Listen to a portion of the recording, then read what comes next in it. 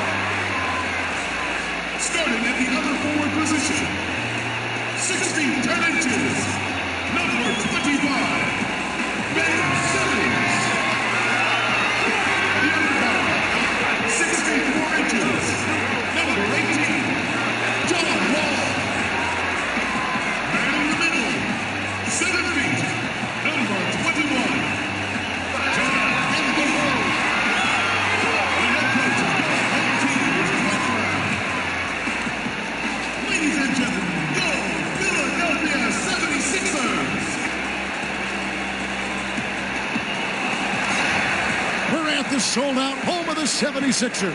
And as we start the weekend here on this Friday night, 2K Sports welcoming you to NBA basketball. With Greg Anthony, Chris Webber, and David Aldridge, Kevin Harlan. And joining us tonight, a man who once said he will never write another traditional sports column. Please don't say that. So, Bill Simmons, don't say that. Well, now you just have to tweet. You need 280 characters, and you can pretend you're a writer. What do you think of social media? I actually think for basketball it's been a huge advantage. And it hasn't been a huge advantage for a lot of other things, but I think it's made basketball a lot more fun. I do worry, though, sometimes that people are just watching their Twitter feed over the games. I still think there's an advantage for people who actually are watching what's going on versus watching people's reactions to what's going on. Interesting. And the good news about J.J. Redick recovered and ready to get back out there and get in the thick of things. Yeah, Kevin, it's good to be here for his first game back. And I'll tell you, any fears they had about this injury having a bit of an ill effect on the team were swept aside pretty quickly when they began to really play great without it. I mean, they really didn't suffer nearly as much in his absence as most would expect. It says a lot about what a complete team they are, Greg. I mean, even though they play well without him, they're always better when he's out. We got a chance here to set the floor, courtesy of Gatorade, all fueled up and ready to go for this one. On the court right now for the Kings, they've got Buddy Hield, John Henson out there with Bagley. Then it's Kentavious Caldwell-Pope, and it's Farrell in at the point guard. You know, Bill, the Sixers, they've embraced the symbol of the bell here in Philadelphia, ringing it before big games and after big wins. What they haven't embraced this year was confetti, because it came back to haunt them in Game 3. Shot. Yeah, the confetti game from the Philly-Boston series. They shoot the confetti. The game's not over. Boston wins in overtime. And I promise you, you'll never see confetti at a basketball game in Philadelphia ever again in your life. For Sacramento, they've gone 2 of 3 here to start out the game. All right, let's catch up with our sideline reporter, David Alden. Well, I had a chance to catch up with Dave Yeager. He knows they're up against a team that plays best when it can get to the front of the rim. So the number one concern defensively is coming over to help to cut off drives and cutting down all lanes to the hoop. Kevin will see who imposes their will upon the other. All right, David, thanks. Wall, good. We've talked about it. That's going to be Wall's next step. More consistency from beyond the arc. Here's Farrell. 14 points from him the last game against the Celtics in Boston. 13 feet away, and it comes off the front of the rim. That's one he knows he should have drained. Kept alive. The kick out to Wall. And Embiid throws it down. He seems to have a sense for where misses are going. Embiid, so fantastic at getting ideal positioning on the glass. Here's Farrell. Taking a look at his stats, he's averaging around 7.5 points a game. Here's Bagley. Set it up with the fake, but it's offline. Sharge with it, picked up by Bagley. A floater. Sharge, that's good. Sharge has got his first points in this one. That's just sheer will. I mean, even when you body Sarge, I mean, he stays after it and tries to score. Farrell looking around. Over Wall. And a little luck that time, but it drops. Now about 3 minutes gone in the first quarter. And so it's Wall with it, bringing it up for the Philadelphia 76ers. They trail by 1. Here's Simmons. And Henson pulls it down. For Sacramento, they've gone 4 of 7 from the field, shooting over 50%. Bill, you've watched the NBA evolve. Talk about some of the biggest changes over the last decade you've seen.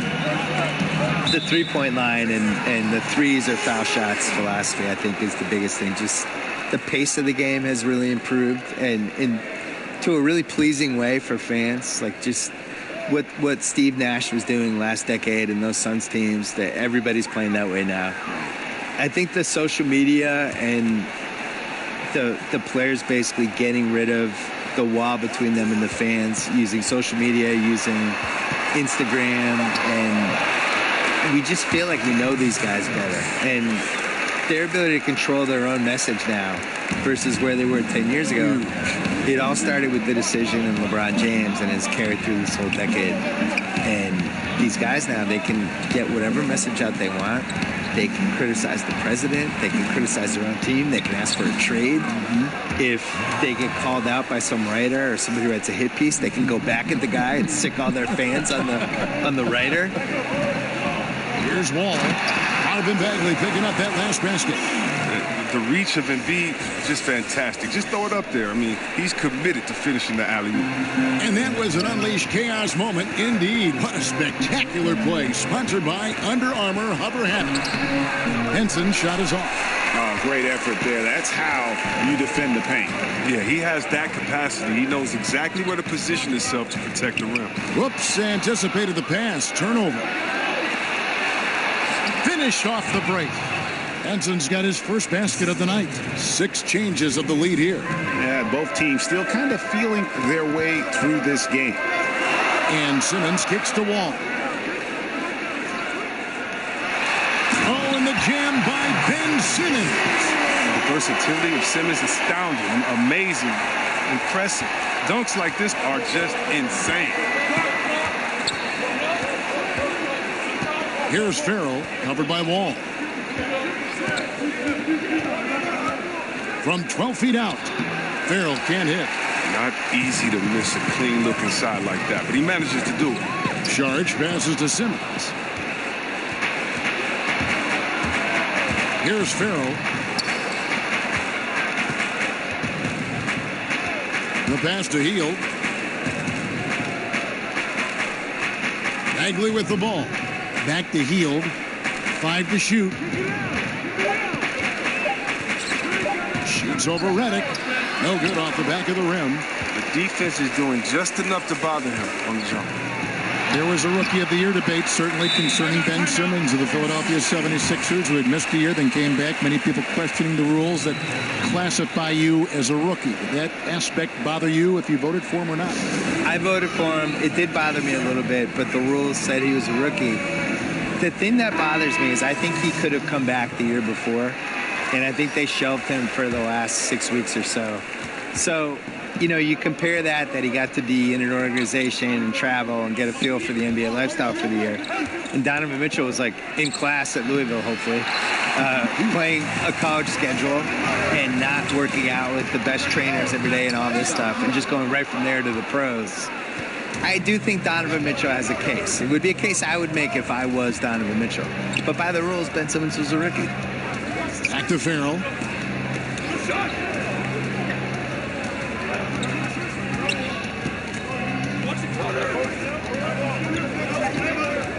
From the arc. Sacramento gets it back in a new 24. And the shot goes in. Oh, tough effort right there on the glass. Those second chance points can pay off in a big way. And Wall kicks to Simmons. The kick out to Wall.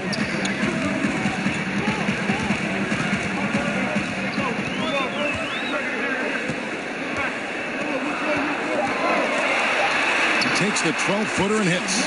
Wall's got 5 points so far. And on the topic of Ben Simmons, he was really sensational in his first full season in the league. Oh, my God. I voted for him for third-team All-NBA, I think, or second team. I thought the last 6 weeks he was absolutely spectacular and really put it together. And then when you get to the playoffs, teams can scheme you a little bit differently. The Celtics really figured out a way to fluster him. Everyone talks about how he has to learn an outside shot. For me, it's much more important for him to the 8 to 10 foot shot and the little spin moves and the little in transition and I was going to the basket and there's a guy in front of me. Now let me do my little baby sky hook that like Magic Johnson had. He needs the 8 to 10 feet moves way more than he needs the 3-point shot. The Celtics were putting a little wall on the fast breaks and he just didn't have the inside-outside game to figure out what to do. I want to see him get better at that. Here's Farrell. Some nice ball movement here by the Kings. Bagley with the ball. Chandler on him. Got a piece of it. On deep. Rebound by Johnson. Philadelphia leading by 3. And it's Simmons penetrating. And the basket is good, and he's got a chance here for one more at the line. Bill, it's interesting. More than 50 colleges and universities now offers scholarships in esports. I did not know this, and that number is probably only going to go up. Yeah, and it makes sense too. What's more popular, esports or water polo? No offense to the water polo players, but come on. Let's move it. They cannot get enough of these games. No, we should have every college should have esports. Well, it's clear Simmons is a unique player. He's 6'10", a guard, can pass the ball, move the ball, great vision. It's a no-brainer that he's been compared to Magic Johnson and LeBron. Poked away.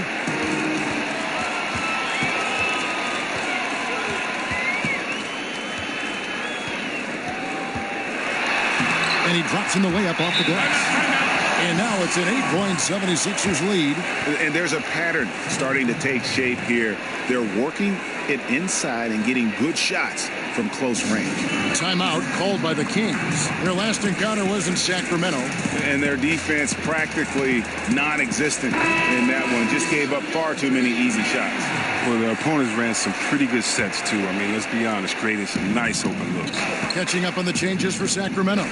Giles checked in for Bagley. Allen comes in for Heel. And Jared Bayless subbed in for Yogi Ferrell. Simmons pulls it in. And Simmons has got the ball here for the Philadelphia 76ers. They're leading by 8, coming into this having notched a win against Cleveland in their last game. And that was not an easy game for them. I mean, they barely hung on at the end of regulation before they were able to pull it out in overtime. They got that little burst of energy in the extra period. Once they survive regulation, they were not going to let this one slip away. Now, here's Covington. He's still scoreless so far in this one. 5 on the clock. Here's Simmons. There's the basket and make it a double-digit lead. Starting to surge here, and we're only in the first quarter. And it's happening at both ends, trying to end this thing before it begins. Kicks it to Allen. Pass to Giles. To end the cold streak.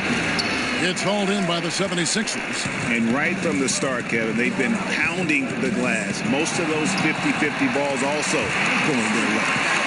Bill, we know in your writing that you love to incorporate pop culture references. How did that begin with you? Well, it began because in college, I was dropping them in columns and people were responding. I think pop culture probably mattered more when I was in college in the 80s and 90s because, we didn't have the internet back then. It was harder to connect with people you didn't know. Basically, you had sports and pop culture and politics. Those were the three ways of I'm getting to know you. What are the three things we're going to talk about? I didn't want to talk about politics with anybody, so the other two things for me were sports and pop culture. I was also an only child in the 70s with only 5 or 6 TV channels watching Brady Bunch, Partridge Family, Sanford and Son, Jefferson's, Good Times, all that stuff. And, that stuff just soaks into your DNA, and that's it. Here's Allen after Ben Simmons' bucket. DiVincenzo. They get it again. Robinson. And finished off by Robinson. And that's a huge play. I mean, they need more like it because second chance points are going to be key in this game. Probably so. That's usually a crucial element to any comeback.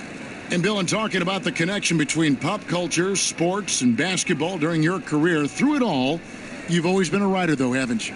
Always been a writer. Only that was the only child of me. The thing is, though, I would have watched more basketball, but basketball wasn't on. Right. I try to explain this to people, how lucky they are to be able to watch. They can't believe these finals were tape delayed. Well, but think about the day-to-day, right? Like Magic Johnson. I feel like I saw his whole career, but I really didn't. Like, his first couple of years in L.A., I think CBS was only showing, 6 or 7 regular season games. Sunday afternoon. In the playoffs, they would bump them off. Yep.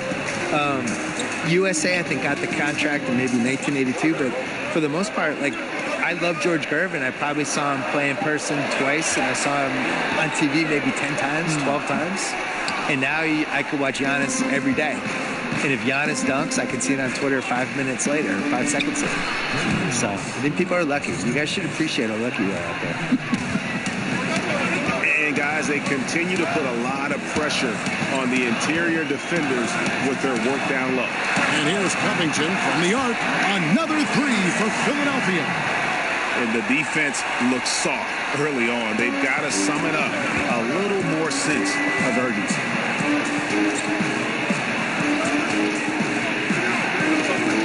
Pass to Allen. Down low. It's tipped, and that's out of bounds. Sacramento will retain possession. Let's take this chance to go to the 2K leaderboard and display the best free throw shooters of the second half of the season. J.J. Redick, number 1. And one look at his numbers since the break, and you can see how comfortable he's been at the foul line. DiVincenzo. He's covered by McConnell. 5 on the clock. DiVincenzo. It's been a really tough quarter for him. I mean, he cannot get his shots to drop. Cold quarter for him, ice cold. I mean, it may be time to give him a breather. Maybe someone off the bench can get him a spark. Shot and game clock separated by 5. It's stolen by Sharks.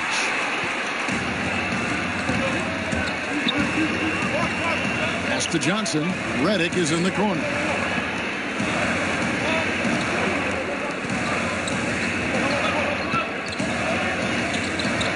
Six on the shot clock.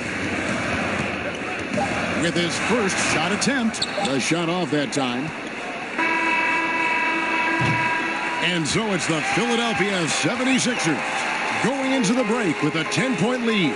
Their lead is where it is because they've gotten good shots. A lot of good shots. Right back after this break.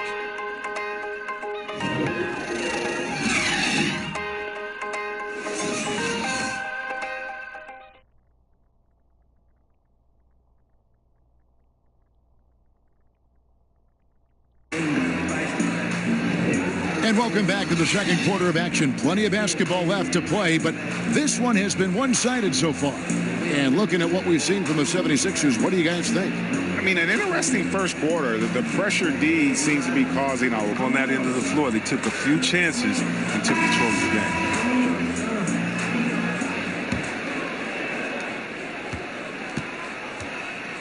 And here's McConnell. He's coming off a 16-point game against Cleveland. On the floor for Sacramento, we've got Allen. Giles is out there with Robinson. Then it's Jared Bayless. Right side Robinson. Oh, trying for it. Out of bounds. It'll be 76ers ball. And now a chance to see what's coming up for Philadelphia.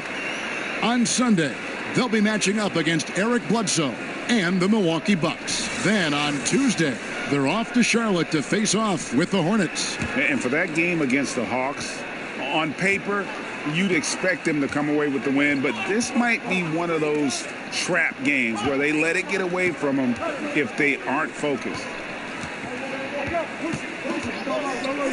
Now, here is Smith. He's guarded closely. 5 on the clock. Now Chandler. An 11-point game for him in the win against Cleveland. Bill, we've seen the NBA take steps to amend the draft lottery. Any further changes that you might recommend? The biggest thing I would do is I just don't think you should be able to finish in the top 3 2 years in a row. I think there has to be some sort of schmuck insurance for the rest of the league. I'm fine rewarding the one bad season, but when you're just continuously bad, the year that Cleveland, when they won the lottery 3 out of 4 years, I just thought that was a travesty. It just didn't feel right. No, it's just wrong. There's 30 teams in the league, and you have a team that really blows the LeBron James era and just surrounds him with the wrong people, and he leaves, and then really can't stay out of its way for the next couple of years, and they just keep getting the number 1 pick. I don't agree with that. I think that's bad. I also thought it was bad that Philly was able to get number 3 and number 1 in back-to-back years, and it's bad that the Celtics were able to get the 3rd pick and then the 1st pick. So that would be the one thing I would do. I don't think you should be able to successfully fail for multiple years. And let's catch up with our sideline reporter, David Aldridge. Well, the Kings signed some quality vets last season, but when the losses piled up, they decided to go young. Now, the focus is on development. The veterans still have a role providing steadying presence on the court and in the locker room. Devin? David, it certainly is a balancing act. Thanks for that report. And then Johnson with the jam. Oh, that's all because of the persistence from Johnson, battling for the second chance bucket. The Kings trail by 9. Allen kicks to Robinson. Some nice ball movement here by the Kings. Hammers the alley-oop through. And maybe that'll trigger them. Impossible not to get pumped up after that. Yeah, well, you could see the immediate reaction of the guys on the bench. They are pumped up. Now here's Johnson. Smith with the basket on the assist by Johnson. Smith's got his first bucket of the night. Well, you know what? I like Johnson's unselfishness, ready and willing to move it to the open man.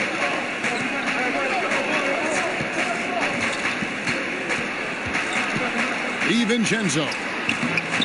He can't get that one to fall. And the 76ers go the other way with it. Wow, he's really been dragging him down. Bill, the way that super teams are being put together right now, good or bad for the league? I'm confused. I have been watching this league since I was a kid. We've always had super teams. There's never been an era where we didn't. What do people think the Jordan era Bulls were? And what do they think the Shaq, Kobe Lakers were? This is how the league is. I think what bothers people this time around specifically is that the Warriors won 73 games and they added Kevin Durant. Now, I get it. I get why it bothers people. On the other hand, your job as a franchise is to tilt the competitive advantage in any way you can toward your favor. They did a great job building their team. They did a great job building enough cap space for this year that everybody knew was coming. The summer of 2016, we knew the cap was going to jump. And they played it perfectly, and they got Kevin Durant out of it. He played it perfectly, too. He was on a team. He wasn't going to win the title in OKC. He wasn't going to win the title playing with Westbrook. Not to sound like a Durant apologist, but he wants to win a title and beat LeBron James. If you're going to do that, you're going to try to get on the best possible team you can. And the whistle blows. It's going to be on Amir Johnson. That'll be his second foul of the game. And he's not going to pass up that one. And trust me, he shouldn't. He's solid from that in-between. The Kings trail by 7. Allen kicks to Robinson. DiVincenzo. Off target from three-point range. The 76ers have gone 3 of 8 from the field since the beginning of the second quarter. Shoots from 14. And good. Got the friendly bounce off the right side of the rim. And now it's a 9-point 76ers lead. Now a timeout called by Sacramento.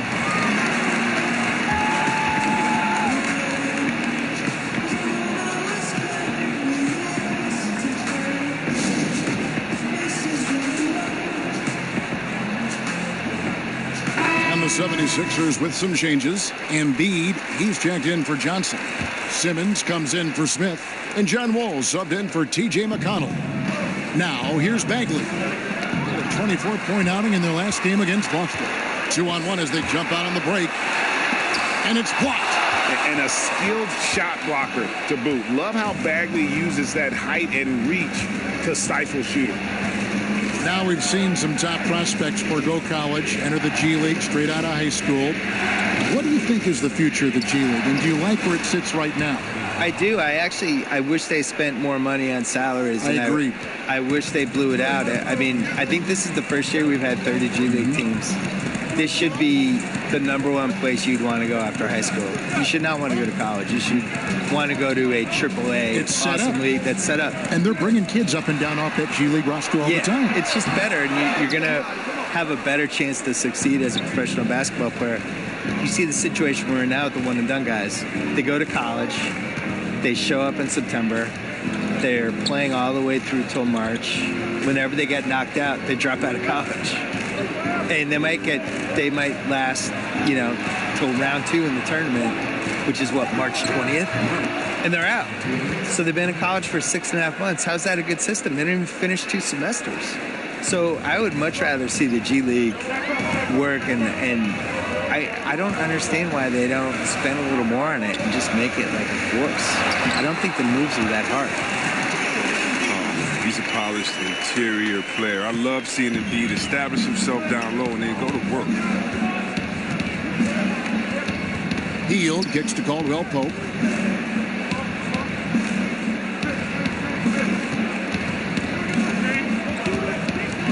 This one for 3, and another 3 for Sacramento. Yeah, that's 2 bombs in a row from long range. Outside, Wall. Pope loose. Here's Farrell.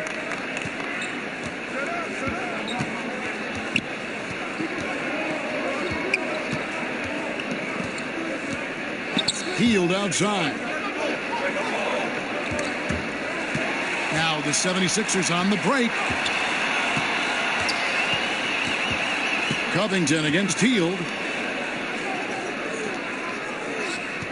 Outside, Wall. That one's good. Just his 3rd make. Brings him to 3 for 8 in this game. Well, that's just big boy strength from Wall. He can out-muscle you on these contact finishes. Here's Farrell.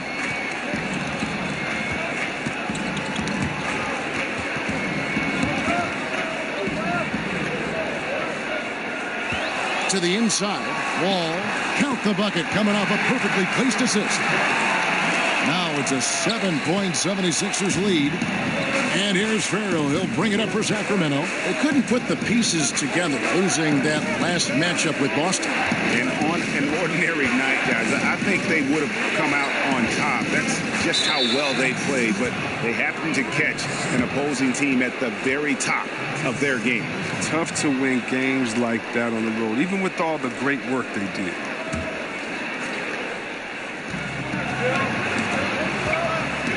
Simmons against Caldwell Pope. 6 on the shot clock. A 3-ball. Rebound by Joel Embiid. Embiid's got his 7th rebound of the game with that last one. Here's Chandler. And he gets the basket. Officials blowing the whistle, so a chance at the line for one more. A solid glue guy to have on your team. Covington is so adept, Kevin, at sharing the rock with his guys. The 76ers have made their only other free throw attempt today in an earlier trip to the line. And 75% on the season as a unit from the free throw line. And Philadelphia making a change here. Redick is checked in. One shot.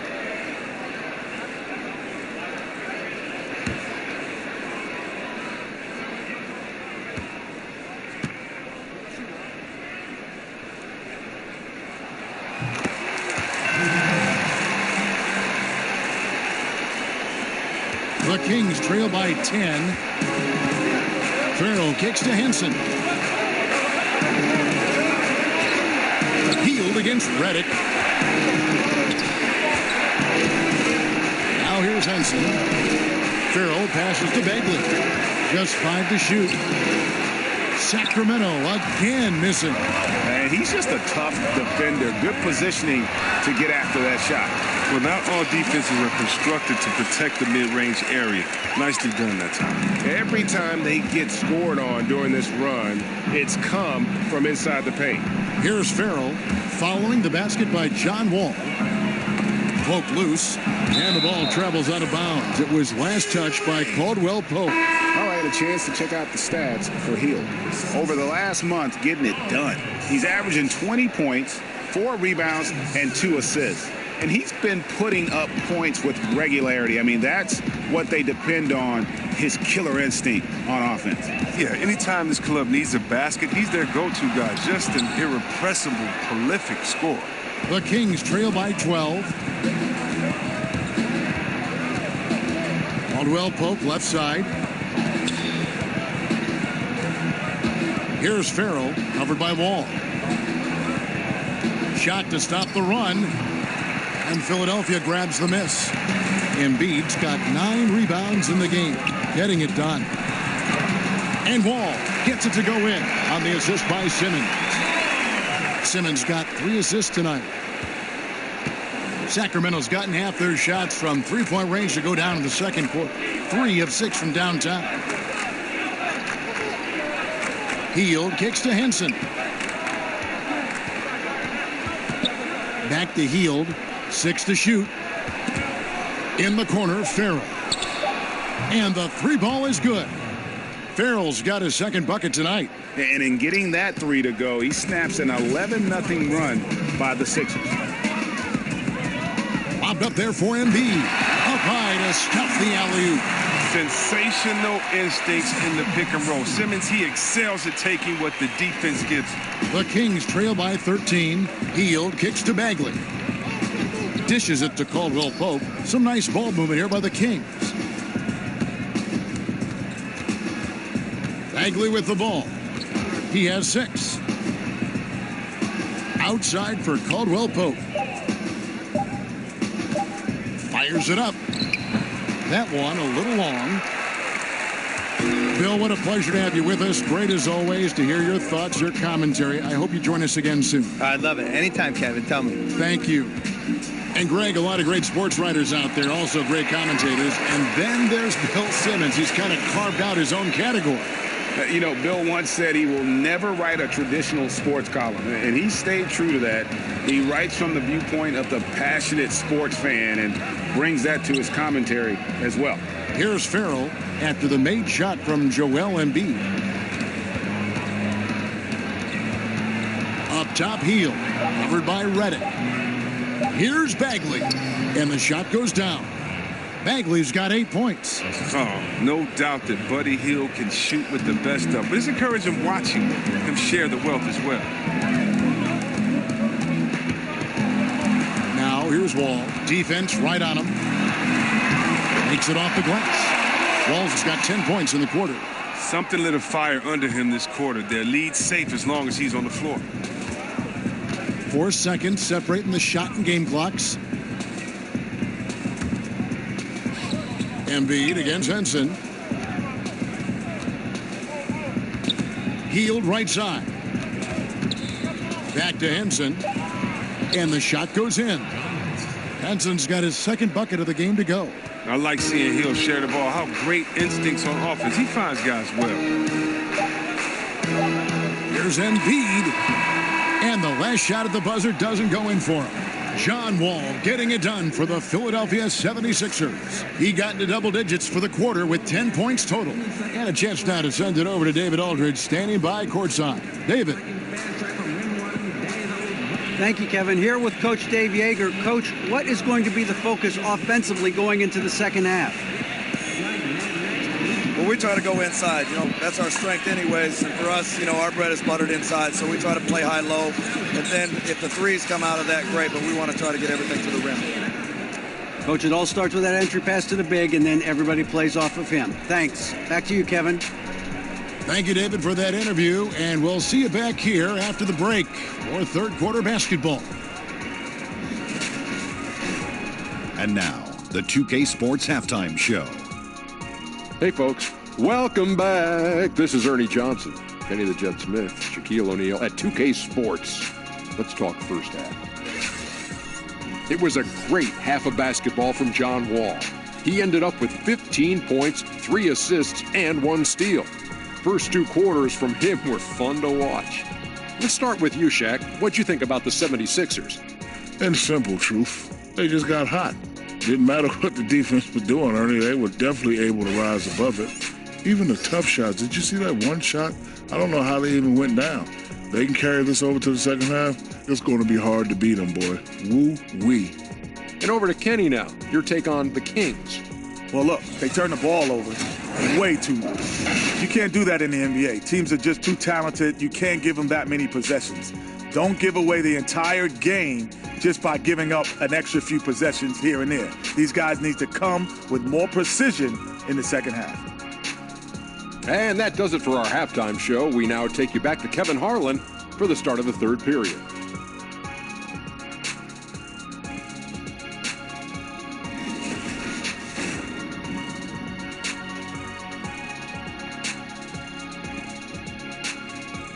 Welcome back, folks. A glorious view of the lights of downtown Philadelphia, America's most historic city. And with the second half upon us, we'll find out if this game becomes the rout that it's threatening to be. An exceptional performance from John Wall. His points production thus far, off the charts. It's only been 2 quarters. Just a great effort for him for the entire half. Yeah, right. I mean, the defense hasn't had an answer for this guy yet. Just too skilled, too driven thus far.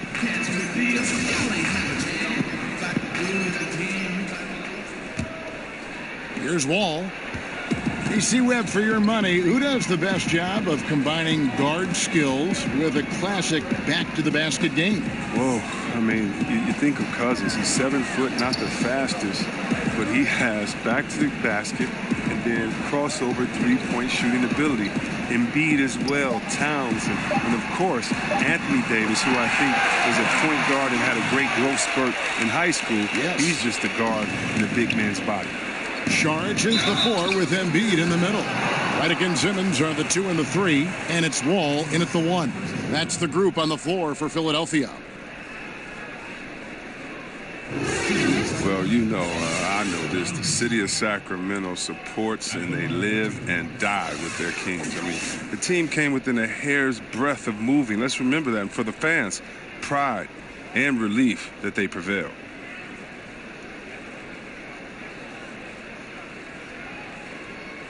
Now, gentlemen, 2 shots. 2 shots.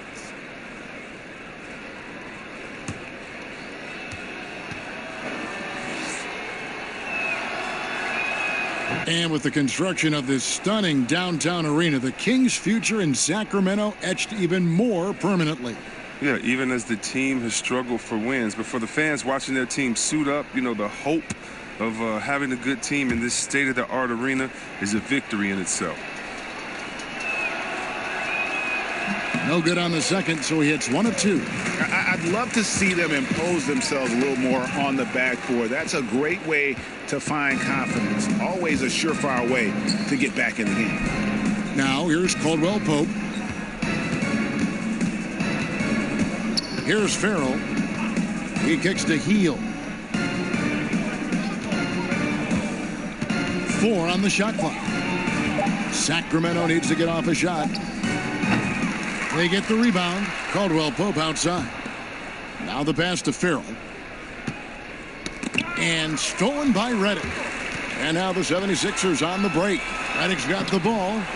Wall's shot is off. And here's Farrell. He'll bring it up for the Sacramento Kings. Knocked loose. Oh, and here we go. Wall's got it. The fast break chance. Wall is a crafty defender. Look, he loves getting his hands in the passing lanes. He's phenomenal at stealing the ball. And that last replay, courtesy of the Under Armour Hover Havoc, unleashing a little bit of chaos. Now here's Hield. He's been a nice option for them offensively, and he's averaging more than 17 points a game. Simmons against Caldwell Pope. Wall, that's good. Driving, spotting up. Wall can do it all. Fantastic job tonight at the offensive end. The Kings trail by 18. Here's Farrell. 5 points in the game. Caldwell Pope outside. They get the rebound, and it's good. 2 points. And that's now 7 points for Henson. They needed that. They were getting a little tense after starting the half 0 for 3. Wall attacking. And contact on the shot, so he'll be shooting free throws here. Chris, at times, what Wall gives you is unparalleled production at both ends of the floor. Yeah, and the numbers don't lie. I mean, not too long ago, he was the first player to ever have at least 1,800 points, 800 dimes, 150 steals, and 50 blocks in a season. I mean, that's pretty incredible.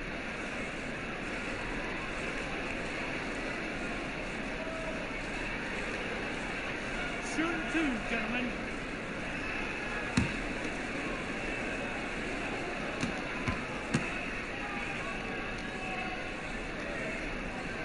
And he knocks down the first one. Oh, yeah, Kevin. And what a quick rise to the top has been for John Wall. He was drafted #1 overall, the 6th fastest player ever to reach 2,000 points and 1,000 assists.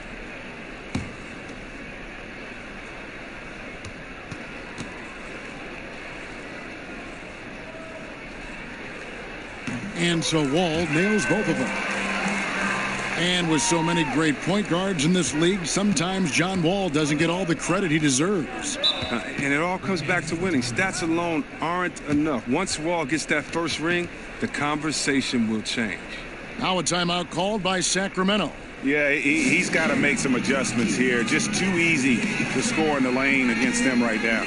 Well, I think the first thing they need to talk about are the rotations. There's a lot of miscommunication out there. A chance here to assess what parts of the floor the attempts have been coming from as we look at the shot chart for the Kings. And even when the deep three has been there, they've stayed at close range, resisting that urge to get too loose with their shot selection. Out of bounds, Philadelphia takes possession.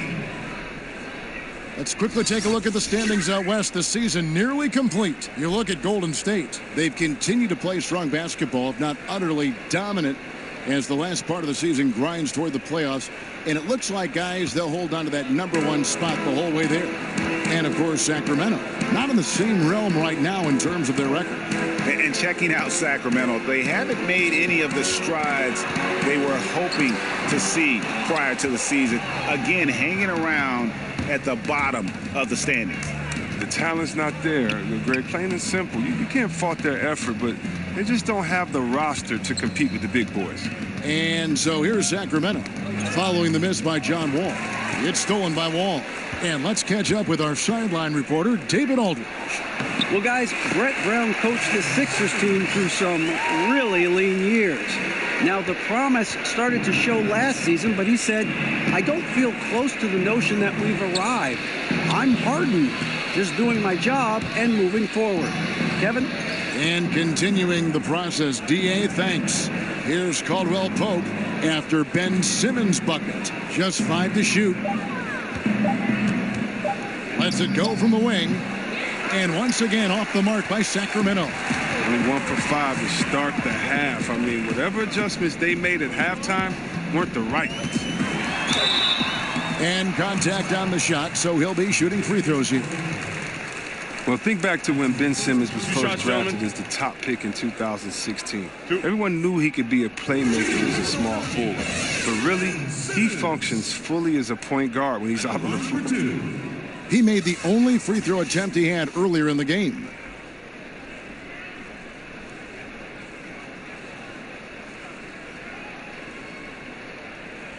Two.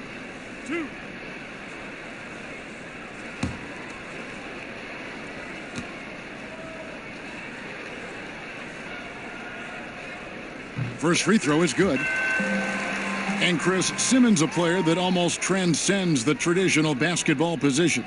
Now, he's a playmaker, plain and simple. He has the height and vision and skill to line up anywhere. Simmons, he could be viewed as a generational talent when it's all said and done. That's also good. So he hits both free throws. Each team has one inactive player per night. Would upping that amount, you think, C-Webb, of active players on game day change anything at all? I don't believe so, because the inactive player we're talking about usually is at the bottom of the roster. And so if you look at the next man up theory, that means that the last guy on the bench at that time, it's his time to get that playing time. So I don't think that the inactive players would change anything, because it's still a team sport, and those guys earn their playing time in practice. And so that guy at the end of the bench is still one of the greatest players in the world and can contribute at any time. Now here's Caldwell Pope following the missed shot by Dario Saric. Farrell, that's a two-pointer, and it's good off the back of the rim and in. Farrell's got 7 points. You know what? Sometimes something good can come out of a bad possession. Yep, that one goes. They're finding lanes to the hoop now with consistency. 5 buckets in a row from the paint. They need a bucket in a big way here to regain some confidence. Here's Bagley. And it's off from three-point range. Philadelphia with the ball. They're on a 14-5 run here. Got that one up quick. Saric has got his second basket. And it just seems that every pass they make is leading to a score. Just great ball movement. Pass to Bagley.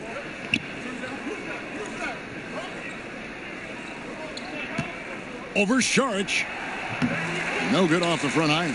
And low percentage look on that one. Not sure what he was thinking.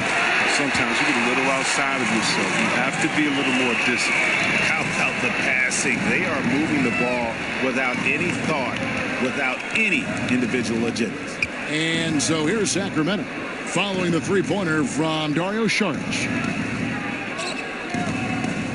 Farrell passes to Hield, shoots the three. Saric grabs the board. Saric has got his 4th rebound with that last one here tonight. And a lot of contact on that one, so he'll shoot 2 here. That one on Caldwell Pope. You know, you watch Ben Simmons play, and it isn't a surprise, Chris, that he's... 2 shots. Relax on the first.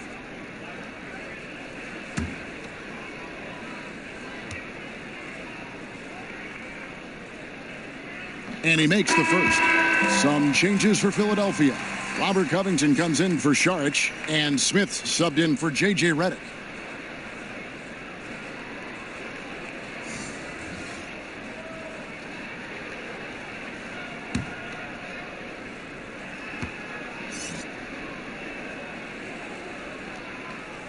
He's off on the second. And they're doing a better job of working themselves to the line here in the second half. Farrell kicks to Hield. Back to Farrell. And stolen by Simmons. It's 3-on-3 on the fast break. Passes it to Wall. Wants to get it to Simmons and does.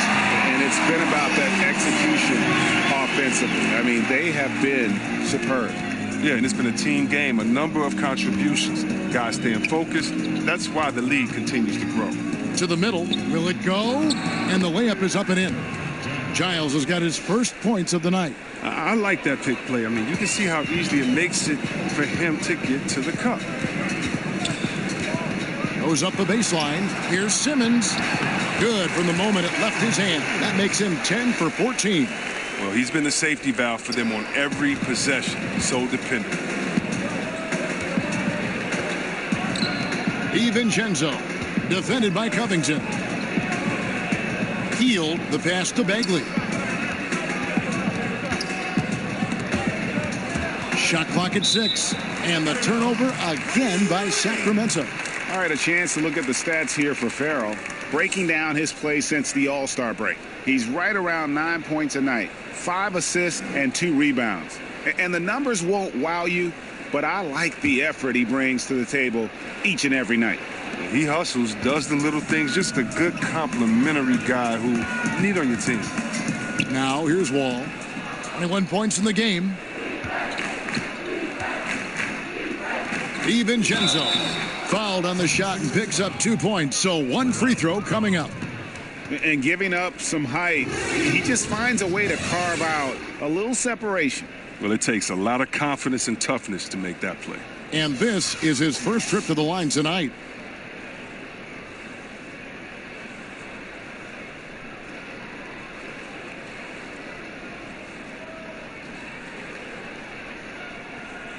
One shot.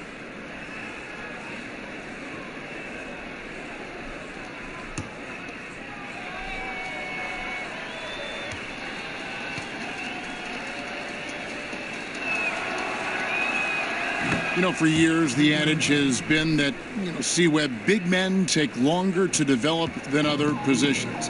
Does that still ring true today? I don't think so. I think today the point guard position, because the point guard position is the toughest position in the game. I think when big men did take the longest to develop, it was because the big man position, the center and power forward, were the toughest, and that's kind of changed. Cat and B didn't take very long to develop. Big men coming to the league, they're more polished now, and I think the fact that the coaches, the coaching, the skill sets now are so much more alike that guys can make an easier adjustment into the game because they've been playing their game and adjusting a lot longer than maybe the players before that had to find a different role once they enter into the pros. Yeah, getting theirs before the defense can set up. Well, that's just the aggressiveness of transition, making sure they come away with points. Beyond the arc. Gets it to go from beyond the arc. He's got 11. He might not have the long range ability of some other guys, but he will knock down open ones like that. 11 feet away. The rebound by Giles. Sacramento's gone into a slump here from three-point range, shooting just 1 of 5 here in the third.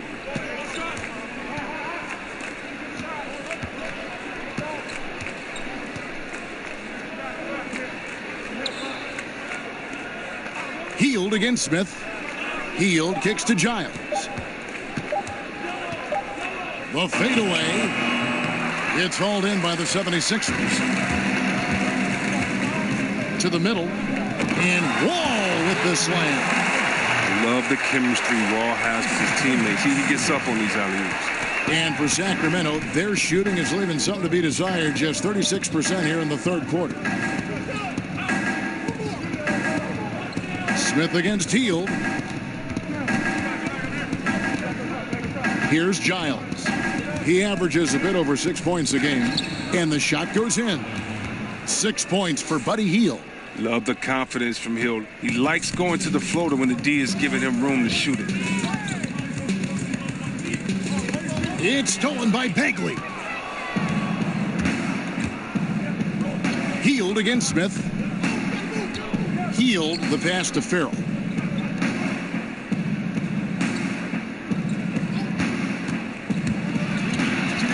DiVincenzo. And the rejection by Embiid. And the wingspan of Embiid, I mean, very effective at using his length to turn shots back. And it's Smith with the ball. He brings it up for Philadelphia. That'll be the first half of a 2-game trip. Here's Wall.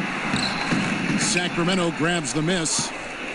Bagley's got his 7th rebound here tonight.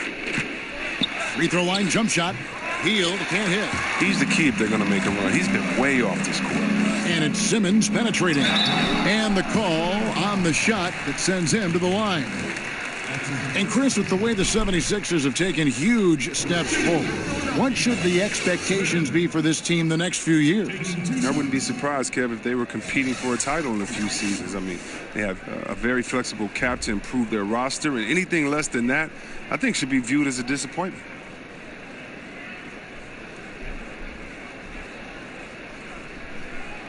Two shots.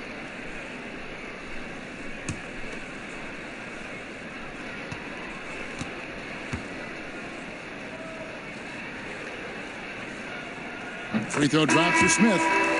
We'll see, Webb, there were a ton of huge personalities on this 76ers team, from the stars right on down to the rotation players. Well, it starts with the Embiid. You know, he's talking junk out there. And think about the quiet swagger that Simmons plays with. This group genuinely get along, and they play for each other.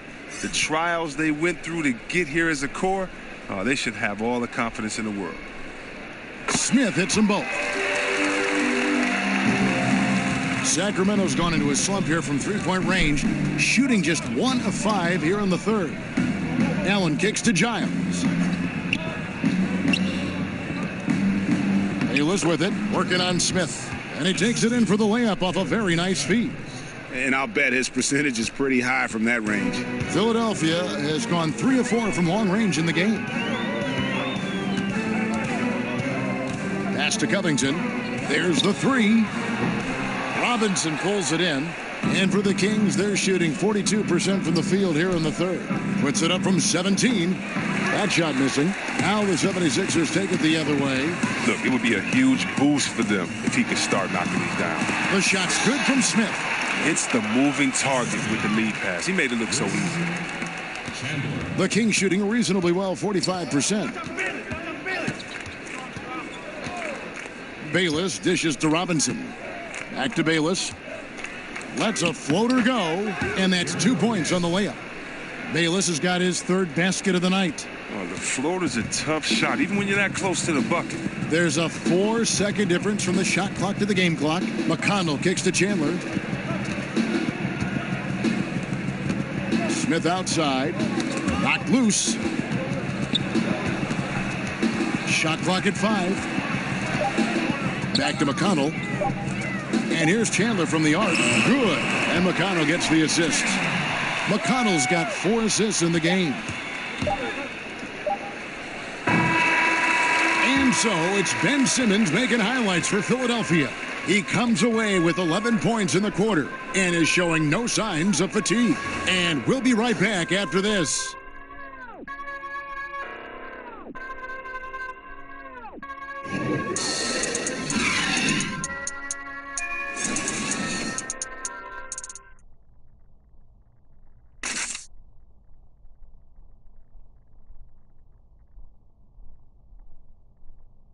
And a worthy candidate tonight as we take a look at our State Farm assist of the game. And the winner today, the big fella here with the sweetest of dimes. What a plus it is to have a post player who's got this ability to find. Makes it a tough play to defend because you also have to guard against him taking it himself. And we reach the fourth quarter in a game that may be already out of hand. On the court for Sacramento, Giles is out there with Robinson. Then it's Jared Bayless. Then there's Allen. DiVincenzo, defended by Covington. DiVincenzo. And Philadelphia grabs the miss. He gets the shot he was looking for, and he just can't bury it. To the inside, Smith finds McConnell. Battles through traffic and lays it in. McConnell's got the fourth quarter started here with a bucket for the 76ers. Allen passes to Giles. Out to the right wing. Feeds it to Allen. Laid in with a nice touch off the glass. He's the best when he's assertive like that. I mean, don't take any chances. Take it to the cup. Fourth quarter still young, just over a minute play. Smith kicks to Chandler. Down low from the line.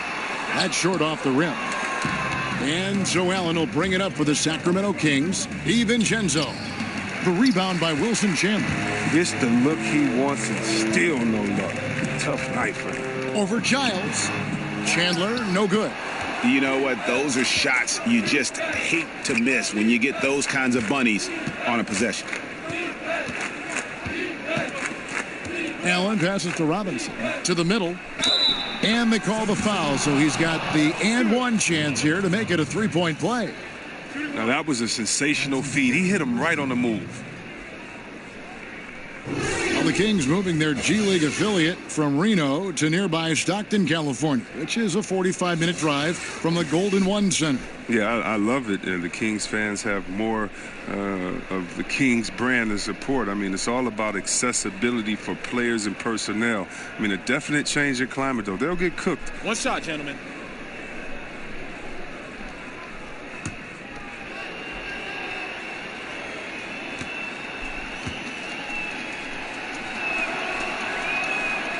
On the free throw, no good. Last season, C-Web, the league implemented rules for resting starters. Has that had any effect in your opinion so far? I'm not a big fan of it. I think that this should be something that's held in locker room, that if you're a player and you're hurt, or if you're tired, that you and your coach should be able to talk about it and definitely manage your body the way that a coach should. But I don't think that this should be something that's just out on the table that I can take a rest day. It's just never been in the game. This is a new precedent.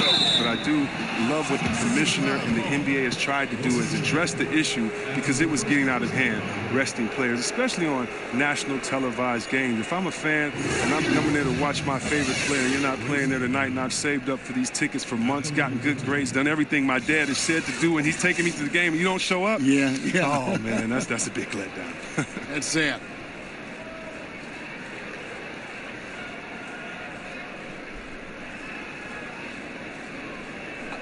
Two shots.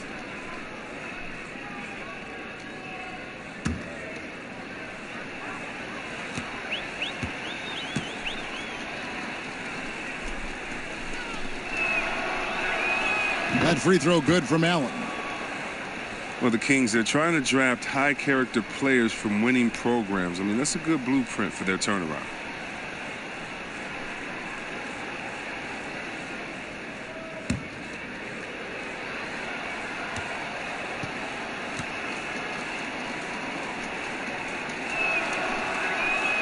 And Allen drops them both. And the Kings, a team bedeviled in the past by chemistry concerns and C-Web diverging priorities. This young group feels, to me, different. Well, yeah, I mean, hopefully it is a change. They seem to root for each other, and that's something to build on. I mean, I think they have good camaraderie in the locker room, but they're going to have to prove it every night out there. But these young kids are going to be fun to watch if they just go out there, try to get better every day and have fun. A shot by Johnson, no good. Not his best game, but they're still getting it done collectively. DiVincenzo, defended by Covington. Johnson against Allen. DiVincenzo drills it from outside. There isn't any player in the league who's going to pass up that shot. There was nobody near him. Chandler kicks to Smith.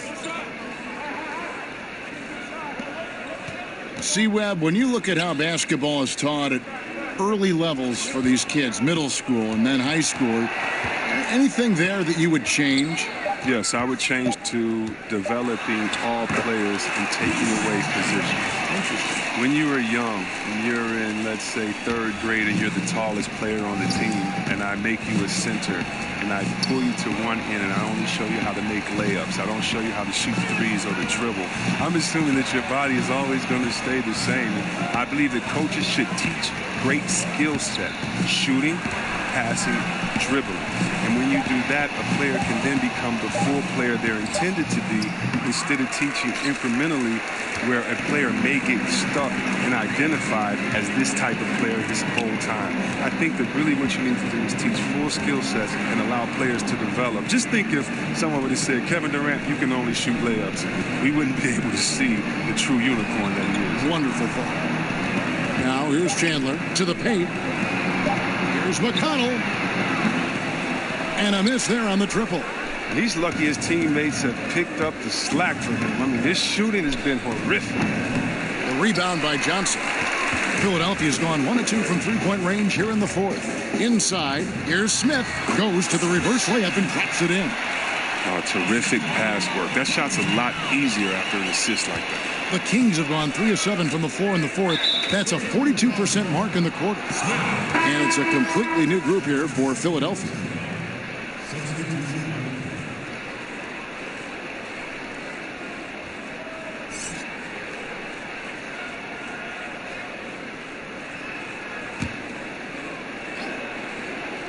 '76ers on defense.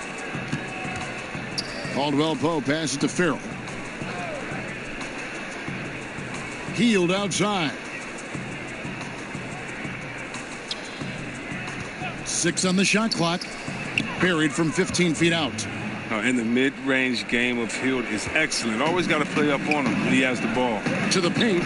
Here's Embiid. And that comes off the assist by John Wall. Wall's got assist number 9 now. Wow, what an effort here tonight. Here's Farrell. Kicks to Henson. And here is Hield. Over in the corner, Caldwell Pope.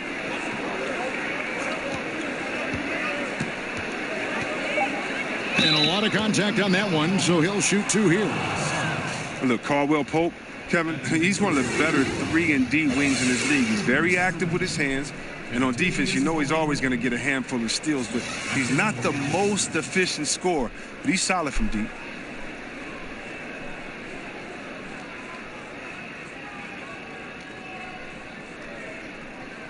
Take a break. Take a break. 2 shots.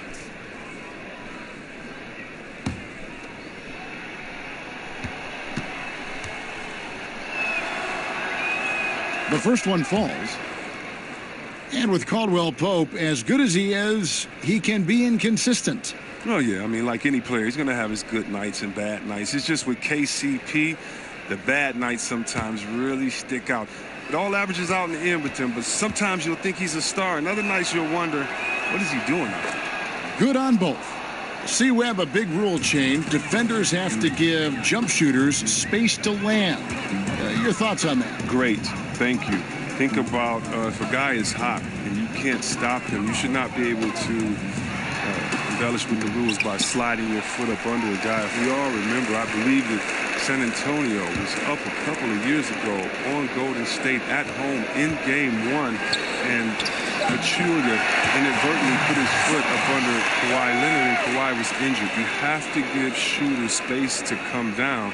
You can't be thinking about that on the way down. We don't want players injured or hurt in this game because of a lack of paying attention to detail, and I think this rule really helps it. Defenders have done it for years. It could be viewed as dirty, but I'm glad the NBA did something about it. I'm very happy about it. And check this out. You're going to see a lot of guys knocking down even more things.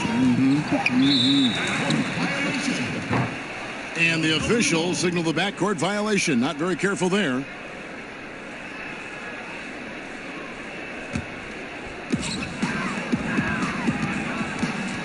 Redick surveying the D. Now the dish to Wall.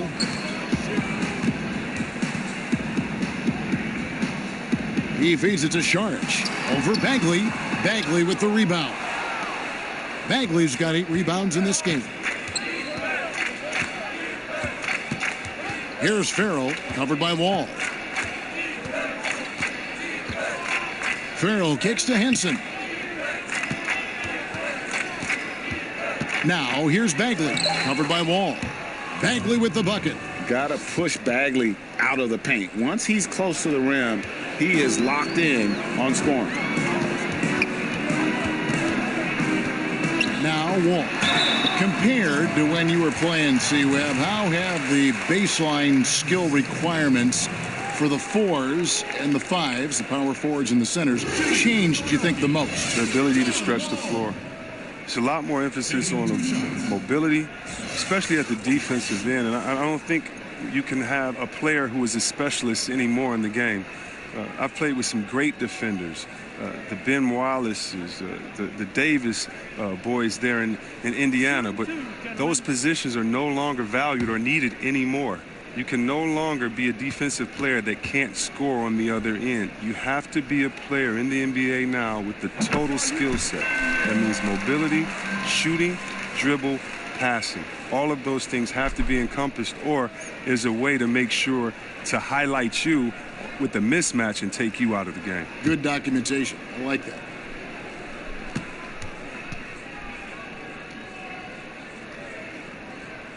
And so Wall nails both of them. I like that he's playing with an edge here in the second half. I mean, he didn't get to the line once in the first half. Farrell kicks to Hield.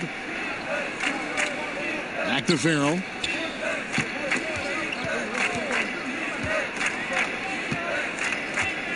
To the inside, Bagley, and finished off by Bagley. Yeah, just great instincts there in the pick and roll. Like how fierce Bagley cuts after setting the pick. Wall finds Simmons. Over Caldwell Pope, and Simmons gets it to go on the assist by Wall. Simmons got 13 points in the second half. For Sacramento, they've gotten into a pretty good groove, going 6 of 10 here in the final quarter. Now the pass to Bagley. In for his 7th make in 14 tries. And we always talk about making your teammate better. That assist was right on target. Pass to Wall. Puts up a 3. That shot is off. Now Sacramento takes it the other way. And not his best day from three-point range. I mean, just one in the first half and still looking for his first here in half number 2. And that's out of bounds. Sacramento will retain possession. Here's a look at what's coming up now for the Sacramento Kings. They'll face off against Jimmy Butler and the Chicago Bulls. And then on Tuesday, they'll host the Brooklyn Nets. And guys, nothing can cure your sorrows more than some home cooking. This team has been in a rough patch of late, so this homestand probably coming at just the right time. Pocket 2. Here's Bagley. It's hauled in by the 76ers. Embiid's got rebound number 17, if you can believe that. Here's Simmons, and Simmons slams it in. There's no reason you should leave someone open around Sark. I mean, that's just asking for trouble.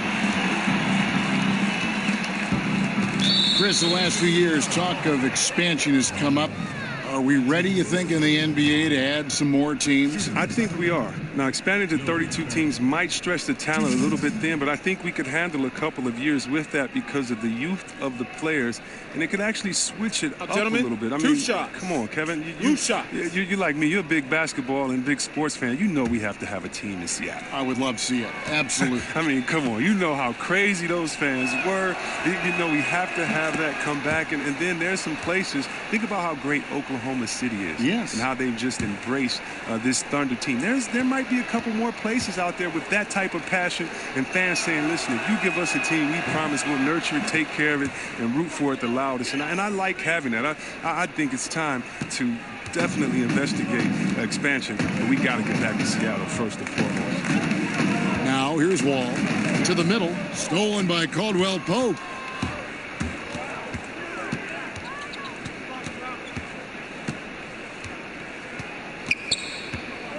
Passes it to Farrell. Hield against Redick. Down to 5 on the shot clock. And once again off the mark by Sacramento. And the foul on John Henson. That's his 3rd foul of the game. Second team foul.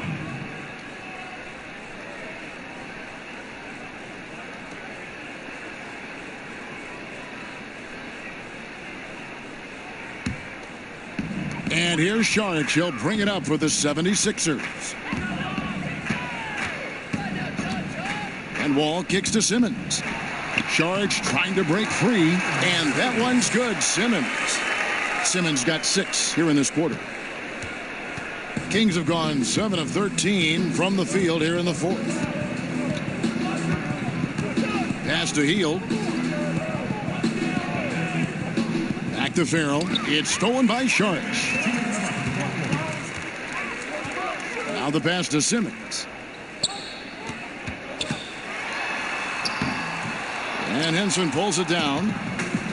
Benson's got 6 rebounds in the game. Pass to Farrell. There's 1:40 left to play in the final quarter. He kicks to Bagley. On the wing, Heel. Shot clock at 6. Takes a 3.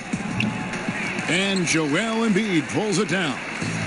Embiid's got rebound number 19 now. Incredible board work. Yes, and with this one winding down, it's obvious to everyone who watched it. Just a total mismatch and a true show of strength for Philadelphia. You don't see this kind of a blowout often, but tonight this is a quality win across the board to deliver out this kind of punishment. They definitely never changed the approach. They just kept after it and showed they were clearly the better team in just about every single category. And when it's all said and done here, this will mark their 38th W on the year. And with this win, it gives them a sweep of the season series, even though it's just a brief 2-game. And we watched one guy all night long, guys, and looking at the stats just confirms what a dominant game he had. What a night tonight it was for Ben Simmons. Even when the entire defense was focused on stopping him, they couldn't slow him down. I mean, a terrific offensive player. Here's Farrell. Marvin Bagley picking up that last basket from deep. And Yogi Ferrell hits from deep. And, guys, you got to ask, where was this effort when it mattered? The game's over now. Oh, yeah, this is a nice run here, but too little too late. And deep down, I think they know it. Now here's Simmons. 4 seconds separating the shot and game clocks. And the bucket is good. 3-point play chance here for him. And giving the fans what they came to see, a spirited performance. Yeah, with a double-digit lead at this point, they can pretty much mark this one up in the win column.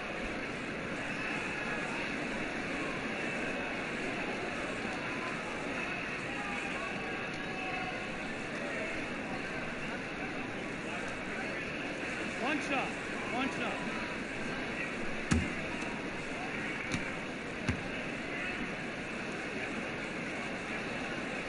The free throw drops for Embiid.